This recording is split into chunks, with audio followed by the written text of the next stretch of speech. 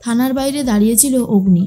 অগ্নির তো মায়ের সাথে ধাক্কা লাগে, তবুও অগ্নি নিজের মাকে দেখতে পারেনি, আর দেখতে পারেনি বলেই চিনতেও পারেনি। এরপর দেখে লাল কাপড়ের মধ্যে কি যেন একটা জড়ানো রয়েছে, আর রয়েছে একটা খবরের কাগজ যেখানে লেখা রয়েছে অগ্নিদের বাড়িরই সমস্ত কীর্তি। এরপরেই প্র্যাডি তখন বলে, কি হয়েছে রে? তখনই অগ্নি বলে, দেখ এই লাল কাপড়টার মধ্যে কিছু একটা রয়েছে, আর খুলে দেখে ওটাই হচ্ছে মুকুট। তখনই প্র্যাডি বলে, এটা কি করে এলো? তখন অগ্নি বলে, সেটাই তো আমিও ভাবছি, যে এই মহিলা একটু আগেই থানার ভেতর থেকে বেরোলো, সে রেখে যায়নি তো? দেখ এত কিছু জানি না, যা করার তাড়াতাড়ি করতে হবে, কথার শাস্তি হয়ে গেলে সেটা আমার ভালো লাগবে না, তাড়াতাড়ি নিয়ে আমাকে যেতে হবে, চল চল। এরপর সবাই মিলে রওনা দেয় কোর্টে যাবে বলে। এদিকে আবারও কোর্ট শুরু হয়ে গেছে। কথার উকিলকে জিজ্ঞেস করে কিছু বলার বাকি আছে কিনা। উকিলবাবু বলে, পুলিশ তো তদন্ত করছে, তদন্তটা হোক, আপনি না হয় কথাকে বেলটা করিয়ে দিন হুজুর, কিন্তু কথার বেল যাতে না হয় তার জন্য চেষ্টা করতে থাকে পাবলিক প্রসিকিউটর।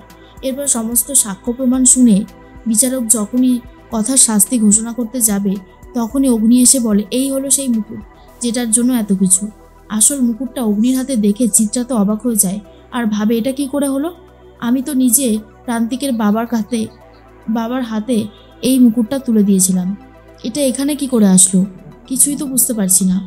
অন্যদিকে তখনই জজ সাহেব মুকুটটা পরীক্ষা করিয়ে নেয়, মুকুটটা আদৌ আসল কিনা।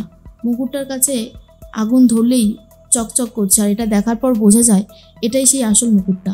এরপর আসল অপরাধীকে খোঁজার অনুমতি দেয় পুলিশকে, আর কথাকে বেকসুর খালাস করে দেয়, যেটা শোনার পরে সবাই খুব খুশি হয়। কথা তখন বলে, পাচক মশাই, আপনার জন্যই আমি ছাড়া পেলাম।